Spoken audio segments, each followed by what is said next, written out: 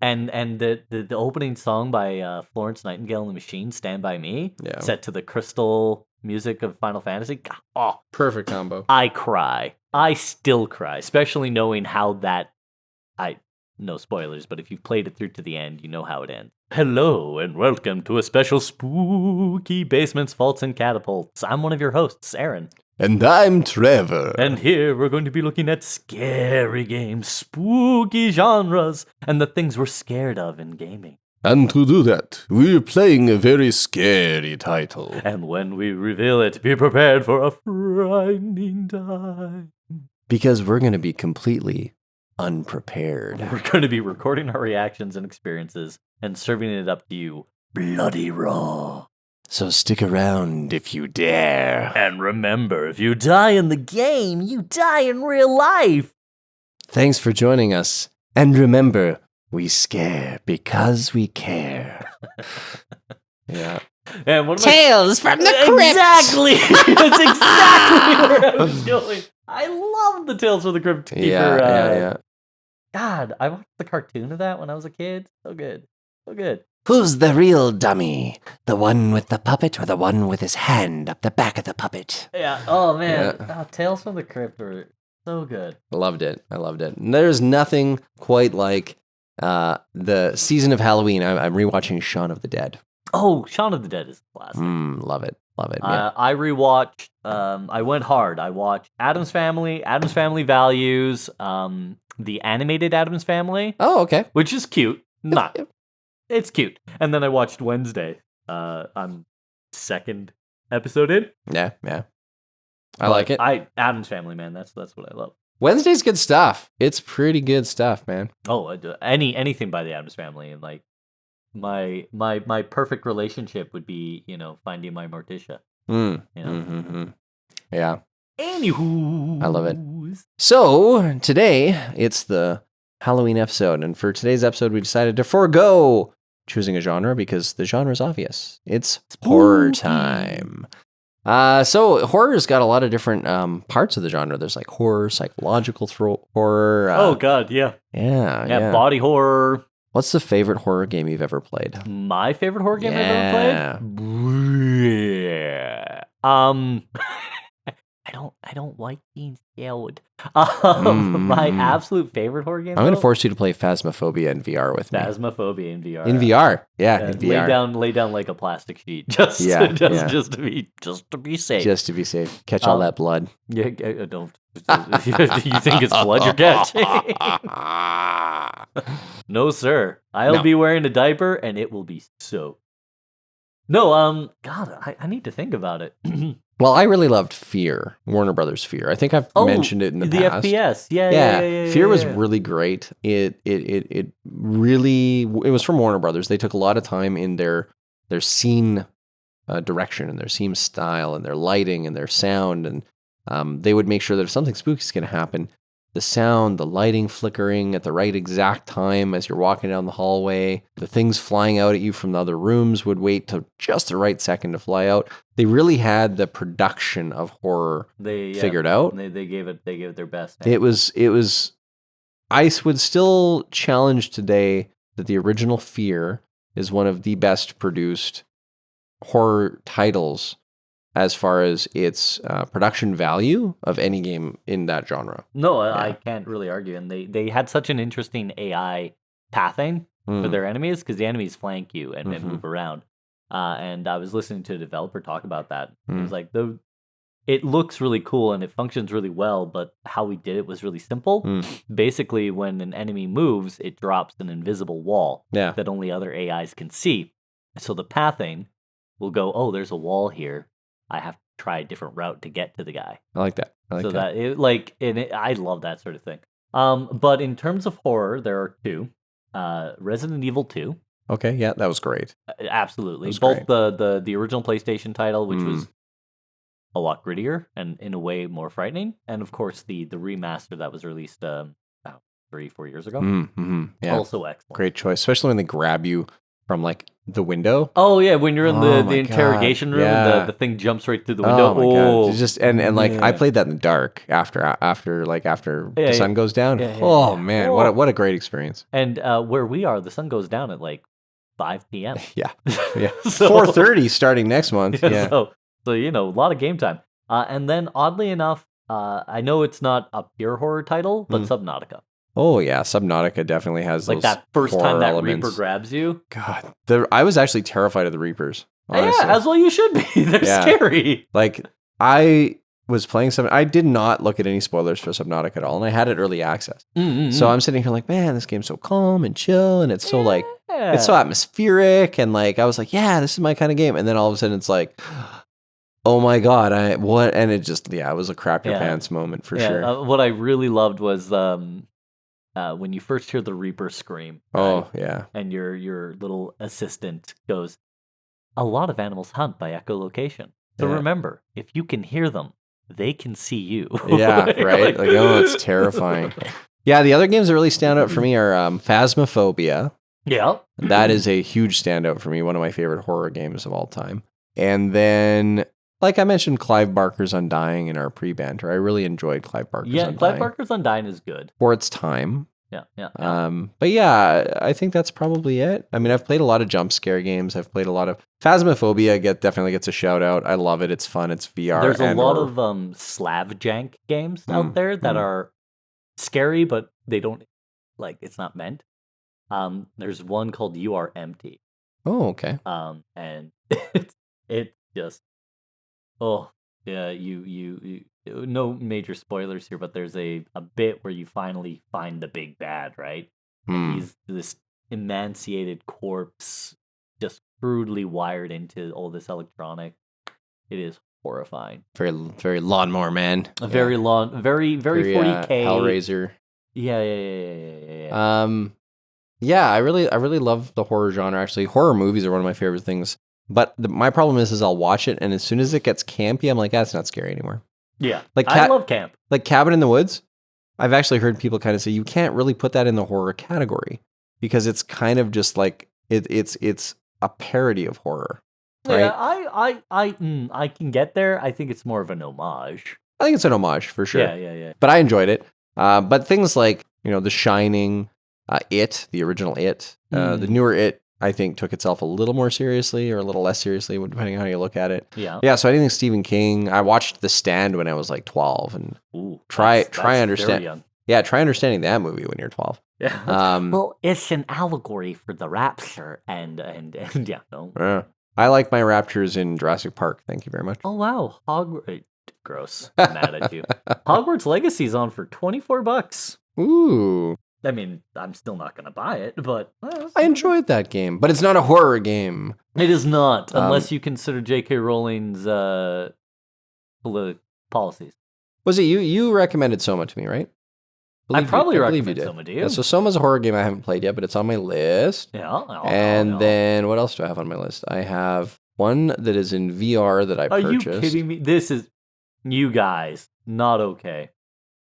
$93 for Silent Hill 2. Oh, what are you doing? Interesting. It's a remake. That's a little too much. You didn't. The only development you had to do was the movement into the new format. Like everything else is done for you. The story, the characters, everything's done. You even have the plot points. I love the Silent Hill franchise, but it's always every time I watch it, I'm like, yeah, it's so good, and then I get to the end and I'm like, something's missing. Yeah. And I feel that way with that. I felt that same way with the Resident Evil movies. I was always like, the first one was pretty solid. But every other Resident Evil movie since then, I've been kind of like, something's missing. Like, I don't know what it is, but like, I just feel like there's some stakes or some kind of a thing that's missing from this when I get to the end of it, where I'm satisfied throughout, but I'm never satisfied at the end. Yeah. It's weird. There's the last bit that just, it got me 98% of the way there. Have you ever heard of Into the Radius? Into the Radius. Let me quickly look at it, because chances are I have. I was really into Stalker, Chernobyl. There's a new Stalker coming out. Yeah. So Into the Radius is single player survival shooter but it's VR. And it's I have seen it. yeah. So and it's about exploring the Pechorsk zone, filled with surreal landscapes and dangerous anomalies. And but it's VR, and it's highly recommended by one of my coworkers.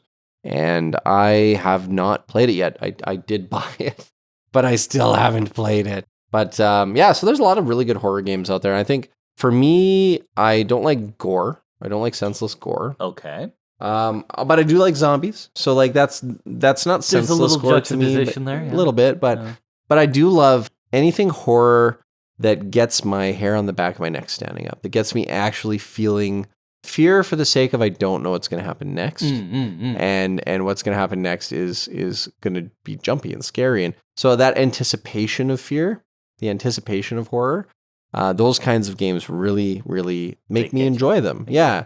And so like, you turn the corner and just as you're turning the corner, there's a thing there. And you're like, oh my God. And it gets your heart racing and you feel adrenaline.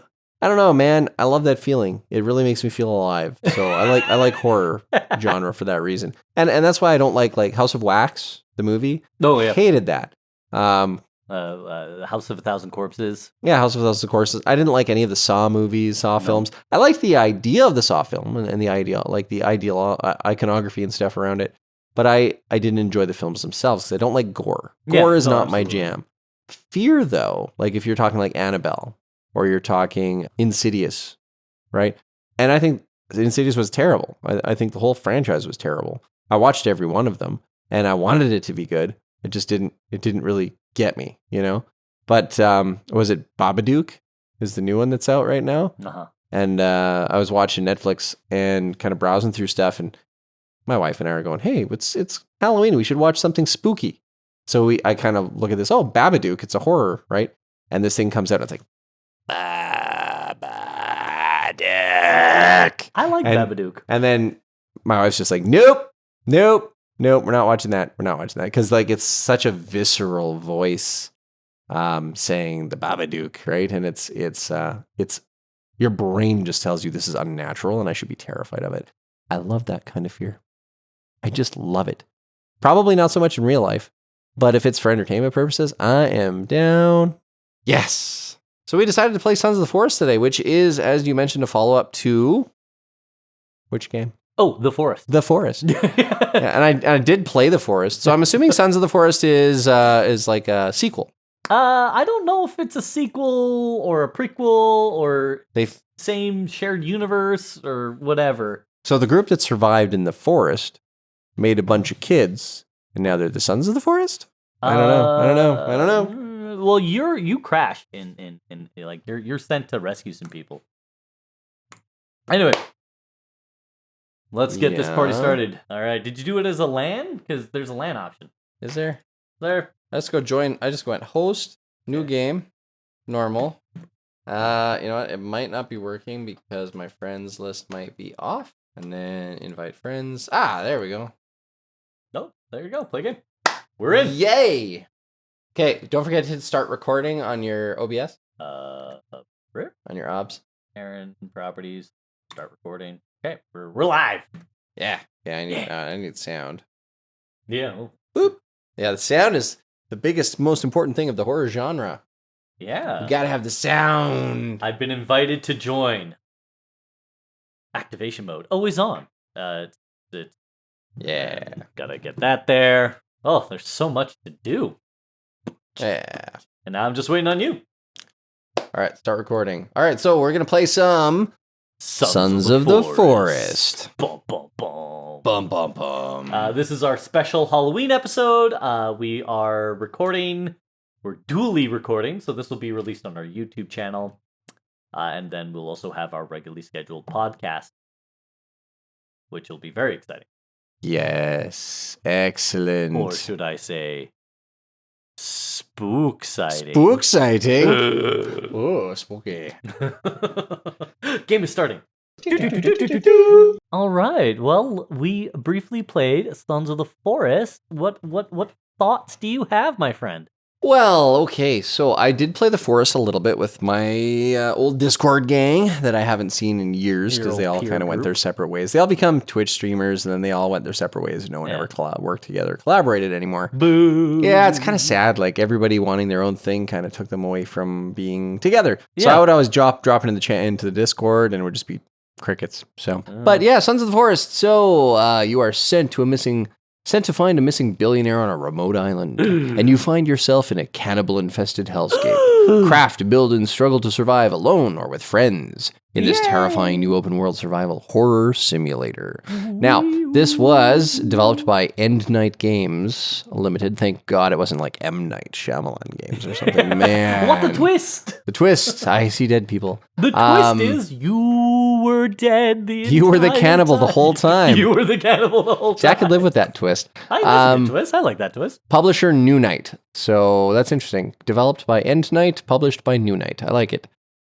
New Night sounds like something weird and alien. So yeah, Sons of the Forest. I played the Forest. It was kind of fun. Sons of the Forest looks great.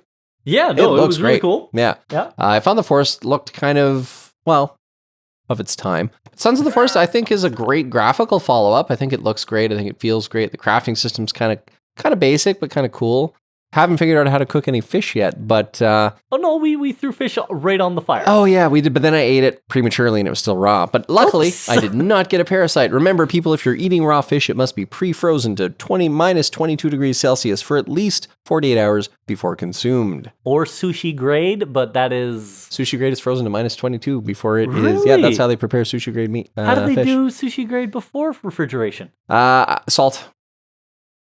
You couldn't eat raw fish, So they salted 100 the years ago. You would have to salt it or dry it or do some kind of curing. Crazy. Yeah. So sushi, if you will, Well, is a fairly modern invention. I mean, yeah. But the idea of you eating could freeze raw- it, but you could freeze in the wintertime, right? Like it's in Hokkaido, it gets cold up north. I guess that's true enough. How did they? We're going to answer this question. Yeah, we need to know. How did they prepare sushi before freezers? Refrigeration. Probably just ate the damn thing. I mean, the Inuit ate it, but it was cold up there. Let's see. That's something else they do. They basically said because it was eaten within 24 hours of being caught, it wasn't an issue. Really? Yeah. That doesn't make sense because parasites don't care about that. Yeah, I don't know. Maybe people got more worms and sicknesses and stuff back then. They just didn't know it was coming from the fish. I guess. I don't know. Listen, if there is a sashimi expert on the line, tell us. But the thing is, like, we'll talk about it. seals, polar bears, they ate their parasitic worms and stuff. I don't know. They're littered with parasites. I'm going to have to do some research about this online. Next time you want to have like a horror story, look up grizzly bear, tapeworm. So yeah, the original form of sashimi is said to have started in Kamakura period. It was originally an instant dish for fishermen who sliced fish thinly and ate it raw. Since there was no soy sauce at that time, people usually ate it as namasu, or with wasabi vinegar or ginger vinegar. And wasabi, I think, helped against the parasites, if I understand. Saltwater fish have fewer parasites than freshwater fish. It also made it possible to eat raw fish by using the sterilizing effect of ginger, wasabi, and vinegar. Yeah, real wasabi, I believe, had some anti-parasitic properties as well. So, yeah. Well, a horseradish is fairly, and wasabi's in the family, of course. Yeah. It's fairly good at that. So I ate a bunch of sushi in the game, and it was great, and I enjoyed it. Did not get parasites, so clearly lucky. But I am a cook it kind of boy. Yeah, I love sushi. Mm-mm. I do have a soft spot. I'm a bit basic though. I like it's got to be like the rolls and stuff. Like I love the rolls. But the one hope that I have for Sons of the Forest is that I can play my secret origin of originally being a cannibal, stolen from my parents, raised in modern life and society, only to wishing to return to my cannibal roots. I will tell you this now. You can cut off limbs of the various cannibals. Wait, if I get a hankering for hands, can I have hands? You can have arms, legs, feet, and hands, yes. Oh, buddy. So you can cut off the limbs of the cannibals that come for us. Nice. And you can choose to cook those limbs, or... Brings a whole new meaning to finger licking good, doesn't it? You're a monster. I mean, what I've always loved about the Forest games is that they're Yeah, the cannibalism idea, that You're surviving. you're surviving. Yeah. Cannibals are surviving. They're gonna eat you. Yeah. Those boys were gonna eat you. You know, very Guardians of the Galaxy esque. Very guarded. So yeah, I think Stop that. I think it's pretty cool. I think it's pretty cool. I think this might become a bit of a streaming series for us down the road because I love collaborative team building survival games like this. Well, it hits the nail on all the head for me. It has survival, which is one of my favorite genres. Open world, also a favorite genre. Multiplayer, heck yes. Heck yes. And co-op. So I like that. And we can actually, there is a friendly fire. We discovered to our chagrin. Man, I was just swinging the axe to hit the tree and I hit you instead, and then you're bleeding. And then I was bleeding. It was horrible. That's what painkillers are for, because somehow painkillers magically kill you. Yeah. heal my bleeding wounds. My only issue with this game, and this is a weird nitpick, is they pick the weirdest things to be realistic about. Like, the cooking system is like, it's not as intuitive as you'd think. You have to like, you have to know to put the pot on the fire. Yeah, you have to know that, right? Yeah, I think in survival games, where I get kind of a little lost is like, if I want to put blueberries and fish and shiitake mushrooms in a bowl and boil it and eat it, I should be able to do that. In real life, I can. But no, you have recipes. And if you don't follow the recipes, it's not valid. You can't cook it. And I'm like, bad travel. I mean, can I just freestyle a little bit, grind up some fish, throw in a couple fingers, you know? Yeah. And then on the other hand of that, like when you're doing your base building, you're carrying 2 giant tree logs, and then you like one-handed split it in half with an axe. So precision. And you're much just like, wow. Crack, yeah. like cracking an egg. I really enjoy that. Yeah, and you have to, unfortunately, the games, they kind of have to simplify and gamify things a little bit to make it make sense. It's just, you pick where you do what that. The heck? What the heck? She was just, what the heck? Oh yeah. That's later in the game. That's a Twisted Virginia. That is a mating dance if I've ever seen one. That is unfortunate. Maybe no. That is unfortunate for a lady with 3 legs and 3 arms. There's a lot going on. Wow. I love it. Yeah, and I like, anyway, so yeah, I think the game's great. I think it's got a lot of good things going for it. It came out in February, and I kind of overlooked it. Because again, my usual group that plays these kinds of games kind of just poof, dust into the wind. And so, yeah, I'm glad we were able to play it today. What's your favorite thing about Sons of the Forest? I just love that the fantasy of being thrown into the elements and struggling to survive and not just surviving, thriving. Yes. So, really quick, let's buzz through and give it some ratings, man. Let's do it. Graphics and art. I'm going to give this a 7. Okay. Because everything's done extremely well, extremely competently. The environment tells a story. Yeah. Like, we were finding these dead bodies surrounded by debris and supplies, so we're not the first ones here. Like, everything's really cool and done, but it's not quite to the Unreal 38 level, right? Okay. It's good. I'm not throwing anybody under the bus here. Okay, fair enough. It's not breaking any walls. All right. I mean, we were building some walls. Hey, we sure were. And as for music and audio, it's atmospheric. It feels good. I love the boombox, man. Yeah, every once in a while you'd find these boomboxes. And if you watch our playthrough, we brought one back to our base camp to jam out to. And it really filled an environment and it made the world a living place. Mm-hmm. I gotta give it a solid 8. That was an 8 for engineering as far as all that goes. Like that general gameplay. Gameplay loop. This is everything solidly executed. Build your base, defend your base, fight the monsters, discover new areas, unlock new areas after you discover new techniques. We didn't get to a lot of that, and I've played this game before, so I'm coming from this with a little bit of a pre-knowledge. But the gameplay loop is great. It's another 8. Yeah. Very nice. Did you have fun? I had so much fun. You had to give it a rating 1 out of 10. 10. 10 out of 10. Fun. I like it. And it was more fun because I was playing with a friend. I was playing with Trevor. Aww. And these sorts of games are meant to be played with people. And I had a blast. Am I too presumptuous in saying that I that this is probably a catapult for you? No. Yeah, no, it's a catapult. It's definitely catapult. a catapult. Catapult. Launch it up, make some catapult sounds. We'll have to go to like a general license sound library and find like a catapult sound. Oh yeah. We're gonna do it. And we'll need the Wilhelm scream for when we throw it into the vault. Oh, the Wilhelm scream. Yes. Gotta have that we gotta for make the sure vault. that we don't have to license that. No, it's public license, I believe. I think it's public domain. You know what? Now that we played this game.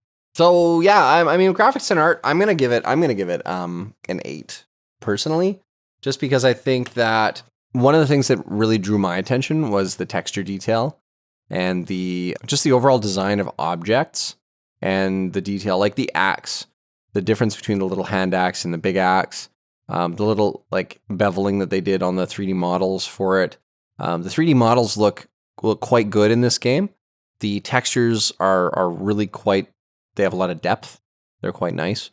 And poor Calvin and the blood coming out of his ear and the look of blank on his face when he's staring off into the nothing. I think I really like the art style that they were going for. I think the graphics are really nice in that sense. And I think it's definitely, for me, it's better than just good enough.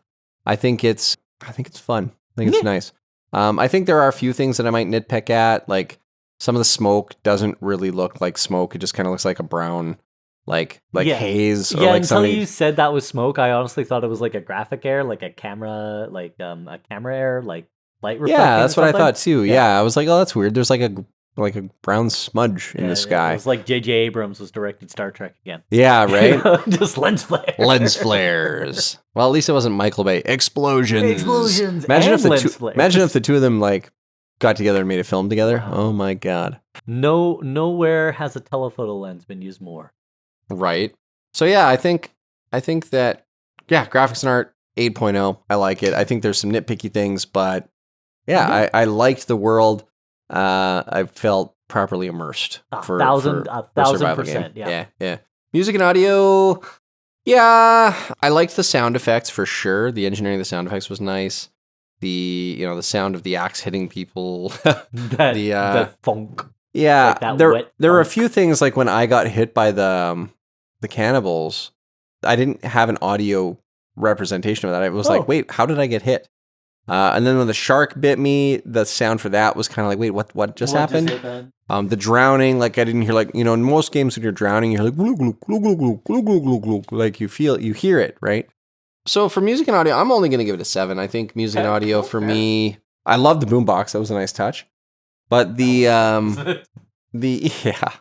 like it. And you could do little cute things like recover different audio CDs and in order to play different tracks. Yeah, stuff absolutely. like that, Or right? tapes, whatever. Yeah. Yeah, like Satisfactory did that. You unlock different tapes for different music with the boombox. Yeah. Gameplay for me, I'd say it's an 8 out of 10. I think the fact that the food aspect was a little bit limited, a little bit hard to pick up. Now they give you the little survival guide, which is helpful for sure. And once I got the hang of the building strategies, it was pretty good. Like there's guidelines. I was struggling at times to get the guidelines to line up properly for like the direction I wanted to place the log. Uh-huh. But I mean, I enjoyed it. It's definitely an 8 out of 10 for gameplay. I think for me, where it might have done better would be more of the freestyle type building mechanics, having to collect 100 logs to build a 3x3 house. Yeah, there was. It's a little time consuming, but we were playing on a crunch, right? Yeah. We were trying to do this in an hour. But I enjoyed it. It was good. No problem there. Fun, 10 out of 10. I love these survival games. They're so great. I can't not play a survival game.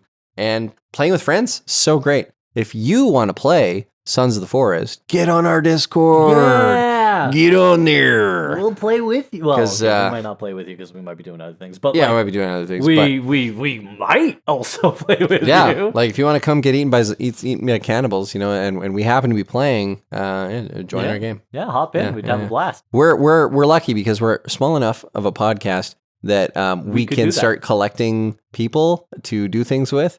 once you become bigger, you can't really do that because then everyone's like, "Oh, why not me? Why not me?" But right now, please, we'd love to. Maybe we can tap some of our friends to come and play while we're on like a 3-hour play night or evening or something. Yeah, we'll get some beverages and some delicious food. Maybe if we get enough friends going, I'll set up some tables and we can do it all here in the basement. The old LAN party. Yeah. Next year I'm hosting a LAN party for my birthday. It's happening. It's happening. I'm coming. And we're going to probably do survival games because that would be fun. All right, so I definitely launched that, throw that into the catapult, load it up, launch it into success, fame, and glory because Sons of the Forest, you son of a... You son of a gun. Us. You got me. You got us. Yeah, so, fun game. So go out, if you're young and still trick-or-treating, go out and have some fun trick-or-treat. Yep. If you're an adult, find a kid you can borrow to go trick-or-treating. Whatever you do, go get yourself some candy. Unless you're diabetic, and then I could recommend some kale chips. They might be good too. Actually, kale chips are pretty good. Those veggie, the sticks, the veggie sticks are good. Are pretty good. Yeah, I like those. Yeah. Anyway, thanks for joining us, guys. Thanks for coming. Get in contact. We always love to hear from you. But until then, good luck. Have fun. Don't die. And that's our time and the end of our episode. But don't feel sad it's over. Be glad it happened. From the two of us in the basement, thanks for tuning in. Join us next time. And feel free to send us any feedback on our socials or send us a direct email at bfcpcontact@gmail.com. And if you're really interested in what we're doing, join us on Patreon, where we will have loads of behind-the-scenes stuff and uncut takes as more episodes are released. Patreon.com/basements, faults, and catapults. We're always excited to hear from you because we love engagement. We look forward to our next catapult launch and hope you can join us for the ensuing chaos. Good luck. See you next time. I do love me some Sons of the Forest. I had a blast. That's pretty good. I really That's pretty did good. have fun. That's pretty good. The three-legged and three-armed lady walking around in a bathing suit is kind of interesting. Virginia. Virginia. That's like give her stuff later. John. I'm going to start calling her John Carter. John Carter, yeah.